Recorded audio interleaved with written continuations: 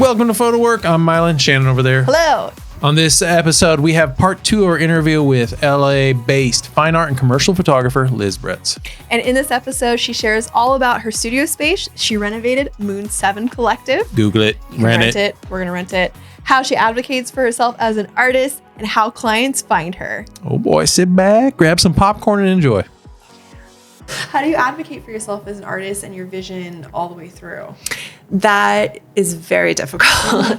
That I think that's been one of the biggest things in my journey in this career is being able to do that. Because I think there is this, you want the job, you want to make sure that your clients are happy, and in doing so, there's this belief that you have to underbid or undervalue yourself in order to get the job in the first place. And then there's an intimidation factor with the client where you're not advocating for the things that you can do. At least for me, this has been my journey. And I think in growing and maturing on the journey, it's learning that I do have value. I remember going to a workshop is know your value and then add tax.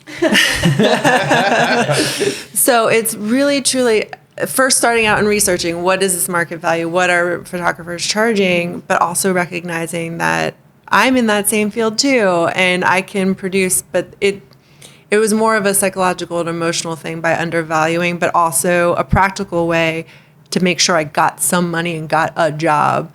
But also, as photographers, we all got to stick together and not bottom out the market and make it just undercut everybody, and making sure that I wish that we had a union. I wish that photographers had a union where there could be a standard rate, and I think that would take a lot of the economic anxiety out of it, and especially too with bidding for jobs and undervaluing yourself because there is a standard. But I don't know if that would work. Yeah, maybe. What if there was just more transparency? Yeah. So in the wedding and the portrait world, it's pretty transparent as far as like basic standard costs of things. And there's like the low, medium, and the high. And most people, I feel like there's so many educators out there like, hey guys, you want to be at this rate to make a living, blah blah blah blah. But I don't see that with commercial. Do you? Nope. No. Maybe we can become that. I mean, I guess we could try and become that if it's really feel hard. People don't want to talk about money. But that's the other right it's I don't totally. want to tell how much I made. Yeah. No, for sure. I think fundamentally there's always a weirdness talking about money in general. Yeah. I don't know necessarily if it's culturally, if Americans specifically, it might, but talking about money is just weird in general, and especially how much you make. I think the only way that I've learned what other photographers are making for equal jobs, or because I know people on the hiring end, like, hey, what is the range? Like, what's happening here? And I can kind of figure out where my place in that is, but without knowing that, I would be shooting in the dark unless we were actually talking about it. And you have general ideas from going through school, but really that doesn't apply in the real world. Like it's very different. And also, if you have an agent, they know what the market is. But as someone who doesn't have that, or doesn't have access to people with that knowledge, it's kind of you don't really know. You don't really know. So you're like, am I too high? Am I too low? Yeah, constantly questioning yourself. Well, I think we need to task ourselves with getting a photo rep on the show and having them spill the beans, because then they're not attached to the work and the money side. They just only know that money side. And I feel like they would probably be more they wouldn't have the fear, right? Right. Or would they? Then we wouldn't need photos. Or maybe that's why. Yeah. Is that we'll have to cut this out of the thing. Because we won't get one on here? Yeah, no, I think that'd be great. Or even like someone who's hiring on the advertising end. Because, they don't care, right? For sure. They would care. And, it's so interesting because I've bid on jobs where I felt like I was right. I'm right in there. And I've been way too high. And then I've pitched on jobs where I've been way too low. And so I don't know yet what that is, what those missing factors are. And I think that's more just research and figuring out on my end what that is. Mm-hmm. So for those that don't know, you have an amazing, amazing studio space. Thank you very much. Can you talk all about it? Sure. I mean, it's a dream for any photographer to have their own studio. And I remember starting out and that finding space to create was so difficult, especially very cost prohibitive. And early on in my career, I just wanted to create, but didn't have the space or anywhere to do it. And I just remember saying, when I have the ability to do so, I want to make sure that we have a studio and create a space that's accessible for people to create. So the timing was right at the beginning of this year, and myself and two of my very dear friends who are also photographers got together and started to look for spaces. And it was our third space that we found, and it's in the Santa Fe Arts Colony, which is the oldest arts colony in Los Angeles. It's a live-work space with, I think, 52 studios. The number might be wrong on that. But a lot. But a lot. It's a lot. It's a lot. So it's this little campus on the southern edge of the downtown arts district, more so in the fashion district. And our studio is in total 3,000 square feet. We have a corner psych in a shooting space that's about 1,200 square feet, and we have two huge skylights that provide such beautiful, beautiful, beautiful soft light. But we are also blackout capable because we have motorized skylight shades. It's just our intention was to create this space on 7 values. So Monday is for education, Tuesday is creativity, conservation, community, hospitality, holistics, and cosmics. So they were values that we wanted to attach to it, because we know that because not only is it a photo studio, but it's also an event space, that events and photo shoots can be very wasteful. So we wanted to partner up with companies to kind of alleviate that waste, whether it's seamless or props or just all the stuff that's left over. So we have that going. It's a community space where we want to host workshops and seminars and intimate gatherings. We had a gathering, a new moon ceremony last Friday, which was really beautiful. It was Reiki, breath work, sound bath, and an acoustic performance, and it was just really beautiful. We had about 20 people in the studio space. We opened up the doors maybe 2 months ago, and we've had some productions come in. We had a 26-person production film crew come in. It was definitely a stress test. I think we're at capacity at 26 people, but on the average, we've been having kind of smaller, intimate shoots from 8 to 12 people, and it's just been so great. And I wake up in the morning and I walk down the stairs and I'm in a photo studio, and I can, it's so much easier to create, and can set up the day before, and it's great.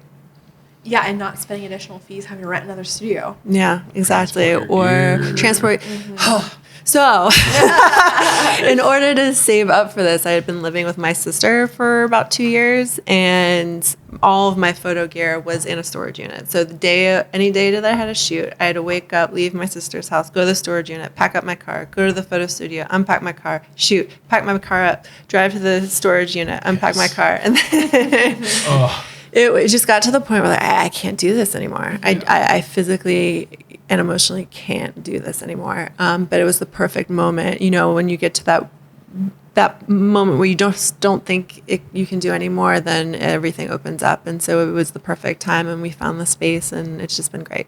That's awesome. I mean, not only did you find the space, I think I saw where you transformed the space. Yeah. We did. Yeah. We did a lot of work to it.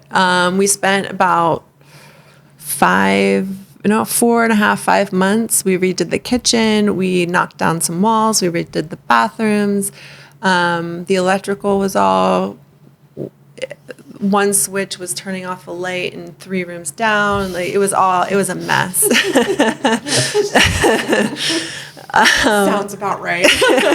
Like everything in there was just off. And so we went in and kind of just rehabilitated the space and created it and decorated it in the way that we wanted to have people feel welcome and make it feel homey, but also cool. And like you wanted to have a shoot there. You wanted to bring your clients there. We have a pink room. It's essentially our green room, but it's pink and it's vibey and it's a great place for clients to hang out. Nice little client lounge. So yeah, we love it. We really do.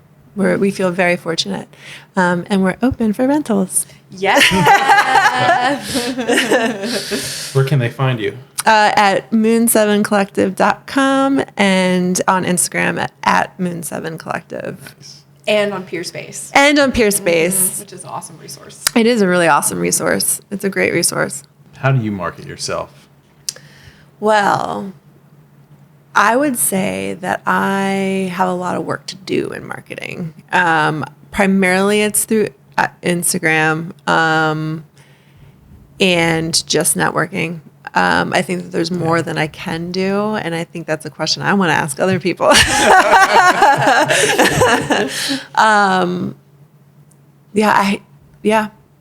think I'm very basic on my marketing, and I think that's something that I want to personally improve on.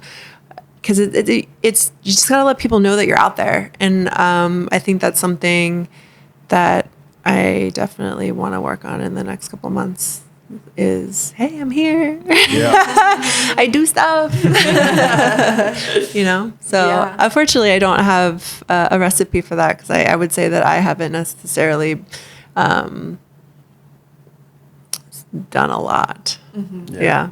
But Instagram has been so successful. Instagram has been incredibly successful for me. I've gotten a lot of work through Instagram, which is surprising. I just never anticipated that happening, but it has happened. And a lot of collaborators, whether it's makeup artists to hairstylists to wardrobe stylists to prop stylists to models and assistants. So it's a great place to network. And just always replying when you get messages. It's been a great resource. It really has. And I feel a little spoiled by that, specifically because I haven't gone outside of it. Yeah, that's the one. It's the tip right there. It is, yeah. Instagram. Have you done any like personal networking? Have you got any jobs through like meeting people? Yeah. Specifically? Actually, something comes quickly to mind is finding. I've been fortunate enough to find personal advocates that are in industry that advocate for you, that they're fans and they let people know that you're around. And I think that's one of the most powerful tools. And finding friends or having friends that advocate on your behalf, almost like an agent, but doing it on a word of mouth basis that seems to be a little bit more successful and impactful. So I've been fortunate enough to have advocates in certain spaces in that realm. And then we set up a meeting, and it's through a personal and direct networking that you get your foot in the door, and it's a matter of whether they want to work with you or not, or start a relationship. And some have been successful, some have not. Some have you just maybe in the future something will work out. Oh my God, I have an immediate project for you right now.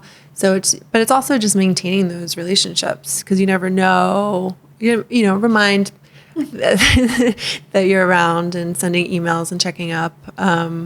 I think that's been a big part of it too, is just maintaining relationships. I think that's so key, because then people advocate for you. All right. So, I mean, we did touch on it a tiny bit, but can you elevate as an artist? I think challenge yourself and go into spaces and do things that make you really uncomfortable. For me, it was improv specifically. Most recently was improv, because it challenged me in different places that are now open and available and receptive, that now I can channel different things through there that I can put into my photographic and visual work. I think it's always learning, looking at other absorbing, digesting, taking in art all around you. But I think it all always really starts within. If you want to keep elevating yourself, it's challenging and letting go of dropping those blocks and what's really holding you back from creating the work that you want to create or getting to the place that you want to create.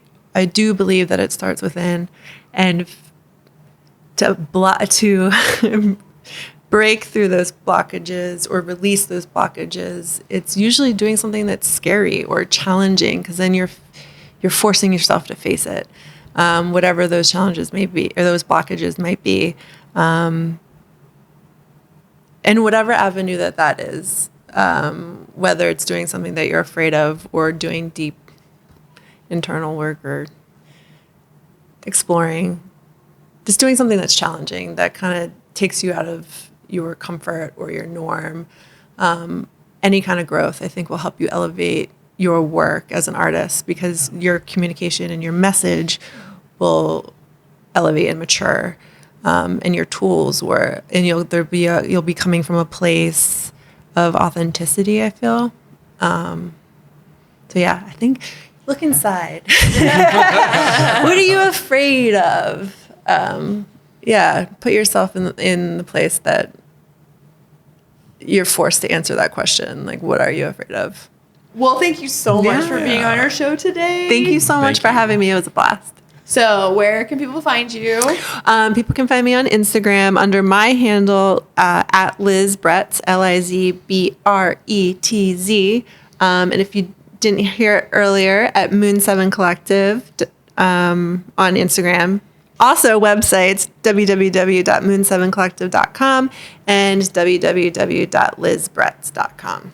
Amazing. I had my eyes closed while I was doing that. I couldn't remember. Until next time. Well, see ya. Thank you. Thank you so much for joining us. It wouldn't be YouTube if we weren't shamelessly asking you to like and subscribe. Yeah. Also, comment down below of who you want to see us interview, what you want to learn, and also the most important, where to get the best tacos in your town is. Because we love tacos. Tacos are good. Bye.